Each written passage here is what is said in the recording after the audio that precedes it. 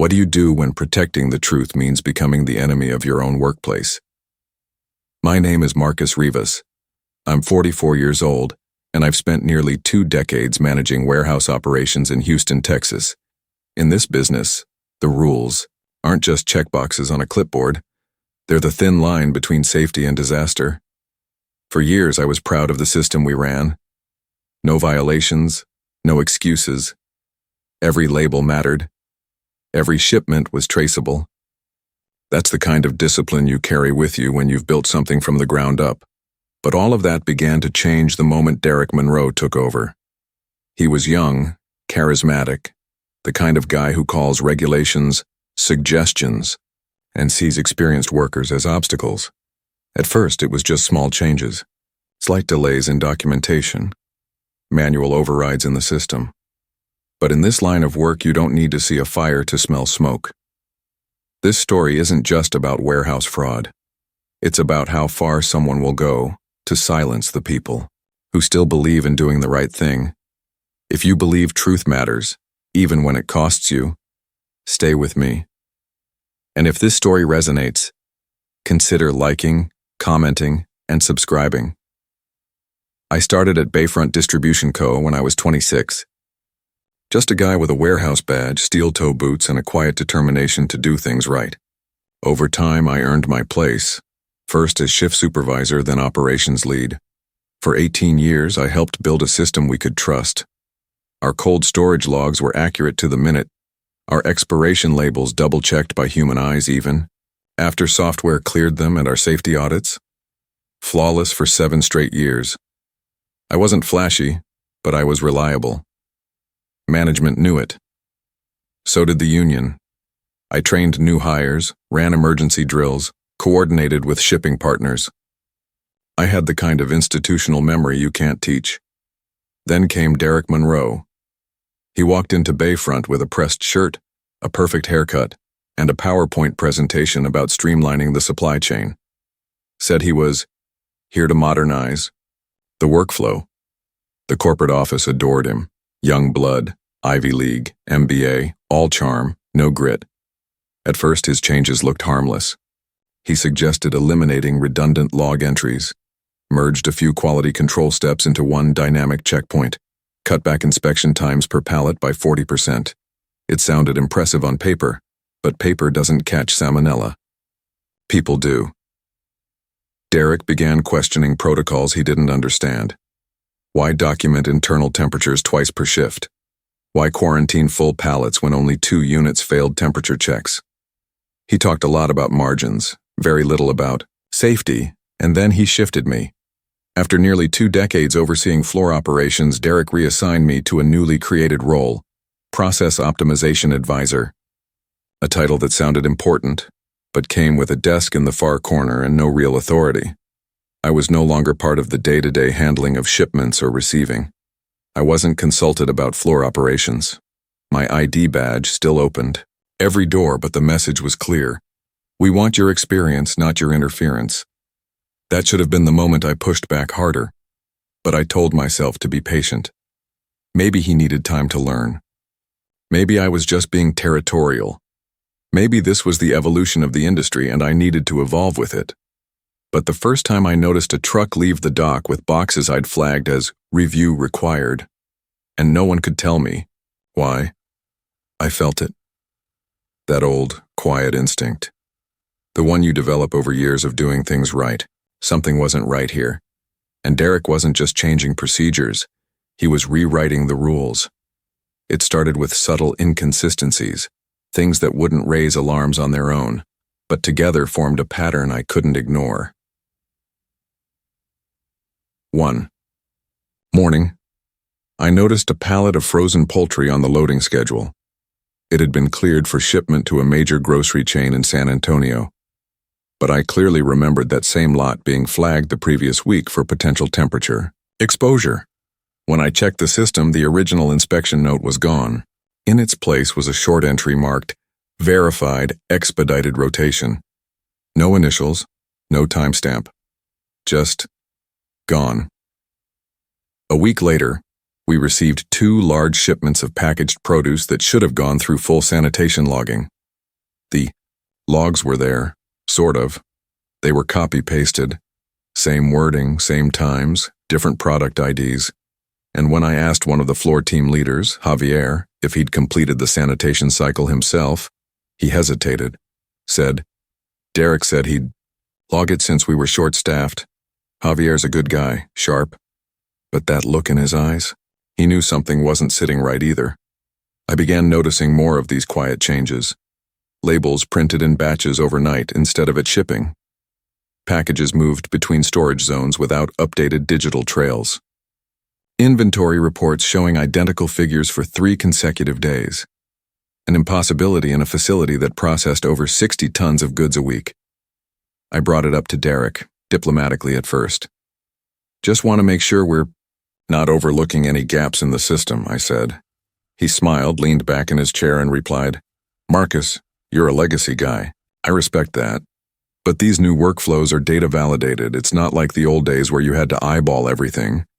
He made it sound like I was clinging to tradition, like caution was some kind of weakness.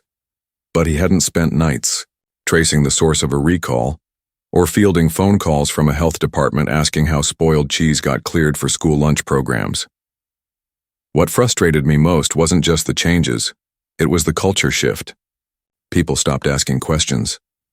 Floor leads who used to take pride in protocol began rushing procedures. Safety checks were squeezed into 5-minute gaps between truckloads. I overheard 2 shift workers joke, "If you want to keep your job, don't check too hard." And then came the most chilling moment yet.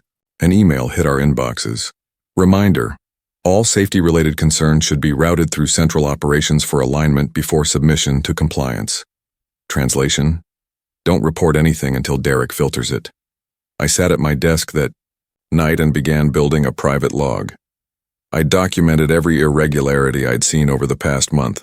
Batch numbers, shipment IDs, changes in label formats, internal memos. I took photos of expired products marked ready for distribution. Quietly, methodically, I started building a timeline. Not for my boss, but for whatever higher authority might need to see the full picture. I wasn't angry yet. Not fully. But I was alert. Sharpened. Watching. Because I've learned over the years, when leaders start hiding things, they don't stop. They escalate. And whatever Derek Monroe was planning, he wasn't planning to stop. It was a Thursday. One of those oddly quiet nights where the air in the warehouse felt heavier than usual. I had come in around 4:30 a.m., earlier than usual, planning to review the overnight logs before the morning team arrived. But as I passed through the corridor that led to Cold Storage Bay 2, I heard voices. 2 of them. One was Derek. The other, unfamiliar, older, maybe mid-50s. Calm voice, clipped phrases. I slowed my steps, staying in the shadows of the loading racks. They were standing by a steel cart, backs turned, working on a pallet stacked with vacuum-sealed meat packages. I recognized the packaging immediately. Premium sliced brisket, high-end stuff, the kind that requires strict temp controls and short shelf cycles. What stopped me cold was the equipment. Derek was holding a portable thermal label printer, feeding it data from a tablet. The other man, stocky, bald, no name tag, was removing the original expiration labels with a heat gun, carefully peeling each one off and replacing it with freshly printed stickers. They weren't just adjusting sell-by dates. They were altering FDA-compliant safety certification labels, the ones meant to show that the lot had passed third-party inspection.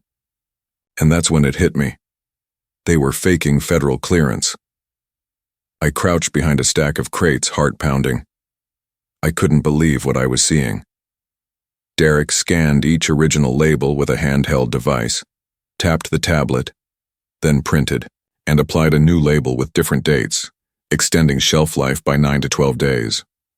The man beside him updated something in real time on a connected terminal, erasing old entries from the internal database. Then Derek said something I'll never forget. "As long as the barcode clears and no one asks questions, we're golden. These stores won't know the difference. Half the time they don't check past the branding." That wasn't corner cutting. That was calculated fraud, and dangerous. Those brisket packages had likely been sitting beyond their safety threshold. Families could get sick. Children, seniors, immune-compromised people. All because someone wanted to hit a better quarterly bonus. I took out my phone, hands trembling, and captured a short video from the side angle. 37 seconds. Clear, faces, clear audio, evidence. Then I slipped away. Back in my office, I sat still for nearly an hour, staring at the screen, trying to think. I knew that if I reported this internally, it would go nowhere. Derek had already started isolating me. HR hadn't responded to any of my prior warnings. And now it was bigger than procedure violations. This was felony territory. Tampering with federally regulated product labeling. That's not a compliance issue, that's a public health threat. But something else started nagging at me. That second man. He wasn't just a floor worker or a temp. His equipment was too advanced, his behavior too methodical. I started digging. Later that night, I ran a trace on the label format used in the stickers. It wasn't standard Bayfront material. It belonged to a known third-party lab used for outsourced food certification. I cross-referenced the logo with an older compliance partner from another facility, Very Sure Food Labs, a contracted safety auditor. But according to public records, Very Sure had ceased operations 2 years ago following a fraud investigation. That's when I understood. Bayfront was using the branding of a defunct inspection company to forge official-looking safety labels. Not only was this illegal, it was dangerously easy to miss if you weren't looking closely. I made a copy of the video and all my notes, loaded them onto a secure USB, encrypted the file, and stored a copy in my cloud drive. Then I drafted a detailed report addressed to the Texas Department of State Health Services with a CC to the regional FDA compliance office. As I typed the subject line, urgent, evidence of label fraud and public safety risk, Bayfront distribution, I paused. I thought about the single mom in Laredo buying that brisket on discount, about the elderly couple in Galveston reheating packaged food with no idea the label had been altered, and I thought about my own son, Levi, who just started his first job at a summer camp cafeteria. This wasn't just about me anymore. I hit send. Whatever happened next, I wasn't turning back. By the time I walked into the warehouse the next morning, something had shifted. Not in the air, in the eyes. My team greeted me politely, but cautiously, like they didn't know whether I was still one of us or already marked. I hadn't said a word to anyone, but somehow the air of suspicion had already begun to thicken. It didn't take long to find out why. By 10:15 a.m., I was called into Derek's office. He was waiting behind his desk, the blinds pulled halfway down. There was a folder open in front of him and a subtle smile on his face, like someone about to deliver something unpleasant, but practiced. "Marcus, I've received some feedback about your performance," he said, as if this were a casual check-in. "Concerns about how your attitude has been affecting morale, resistance to new procedures, creating friction in team communication." He slid a printed document across the desk. It was a performance improvement plan, the kind of paperwork that companies use to begin the process of cutting someone loose without triggering legal trouble. The language was vague but damning. Difficulty adapting to workflow modifications, excessive scrutiny of management decisions, initiating compliance-related conversations without authorization. I asked the only question that mattered. "Is there a specific incident that triggered this?" Derek leaned back, fingers steepled. "This isn't about one incident. It's about attitude, about your ability to evolve." I didn't sign it.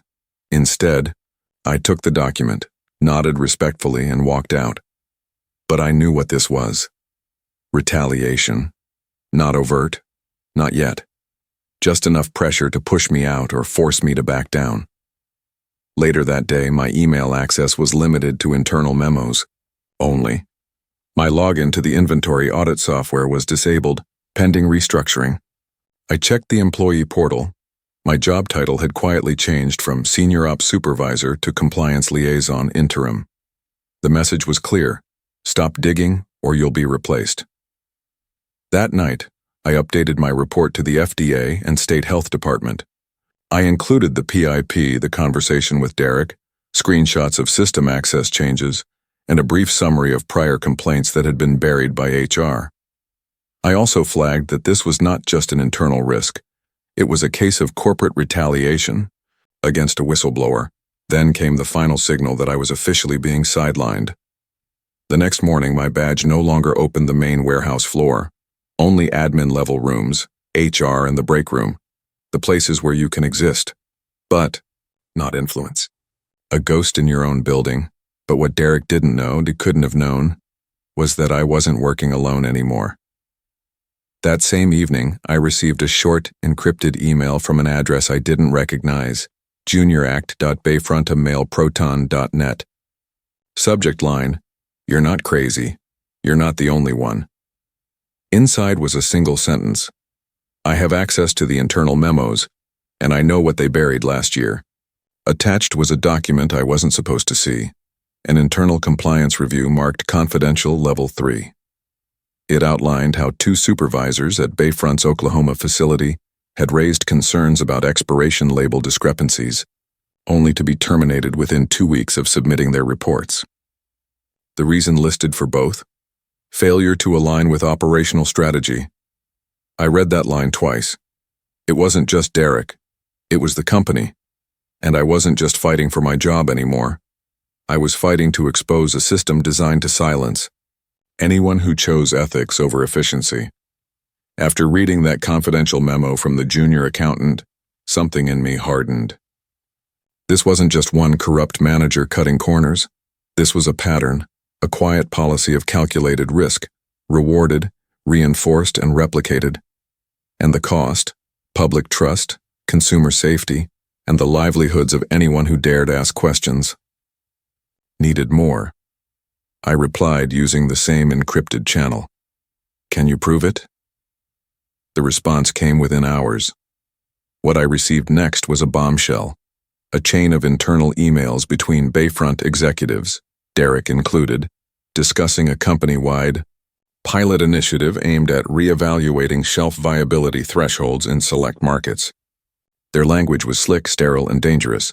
Use discretion when applying label modifications. Keep decisions localized to reduce legal exposure. Consider reclassifying near expiration stock as extended viability SKUs to optimize inventory turnover. Target regions with minimal regulatory friction. It was all there. No outright instruction to break the law. Just enough corporate ambiguity to give people like Derek cover while exposing others to liability. 1. Email, timestamped 2 months before Derek's arrival in Houston, referenced a strategy call with the legal department. It included a chilling line. "In the event of inquiry, direct responsibility will be attributed to local management. Mitigating risk at the operational level is essential." That was the play. The company had built a firewall, letting regional supervisors take the fall if things got exposed, while keeping the top brass clean. Derek wasn't acting alone. He was executing a corporate experiment. And I had the receipts. I bundled everything: the memos, email chains, PIP documentation, and video footage into a new report. I added a timeline detailing each attempt to block my access or marginalize me. I included the names of the 2 fired Oklahoma supervisors and marked their cases as precedent. This time, I didn't just send the report to the State Health Department and FDA, I sent it to a journalist. Her name was Emily Tran, a regional investigative reporter who had previously uncovered a cover-up in the meatpacking industry. I didn't dump the entire file, just enough to prove the story was real and deadly. She replied that same evening, "I'm in." While I waited, something else happened. The junior accountant, his name was Miguel, requested to meet. We sat in the back corner of a quiet coffee shop outside city limits. He looked barely 30. Nervous, but brave. He'd started noticing red flags in the financial trail. Excessive write-offs labeled adjustments, shrinking loss reports with no explanation, and bonuses paid out to certain managers after large inventory reallocation events. Translation: they were getting rewarded for pushing expired stock as viable product. Miguel showed me a list of over 80 product SKUs that had been extended in the system in the past 90 days, most of which had no traceable inspection record. And the kicker: he'd found 2 stores in Corpus Christi that had issued internal reports of mild foodborne illness complaints from customers. Symptoms matched what you'd expect from improperly stored or mislabeled meat. No formal recalls had been issued. No customer alerts. The reports had been buried at the retail level. This wasn't just unethical, it was becoming criminal negligence. Miguel didn't want the spotlight. He didn't want credit. All he asked was that his name be protected if this thing went public. I shook his hand and promised. By then, the dominoes had been lined up. I just had to wait for someone to tip the first one over. And the moment was coming, faster than I expected. It was a Monday morning like any other, except it wasn't. I arrived at the facility just before 7 a.m., expecting silence, the usual buzz of forklifts warming up, radio chatter from early shift leads. Instead, the parking lot was already half full, and not with Bayfront staff. 2 unmarked government SUVs, a state vehicle with the health department logo, and a third car I recognized from the news, a local affiliate's field unit. My heart thudded once. Then again, they were here. As I approached the front entrance, 2 individuals stepped forward, badges out. Mr. Marcus Rivas? Yes. We're conducting a joint inspection of this facility. We'll need your cooperation this morning.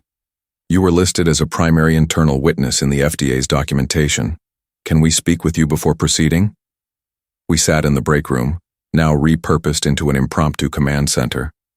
Inspector Judith Hall from the FDA and Analyst Brian Chen from the State Food Safety Division walked through my report point by point. They'd already pulled internal shipping records from Bayfront's system remotely.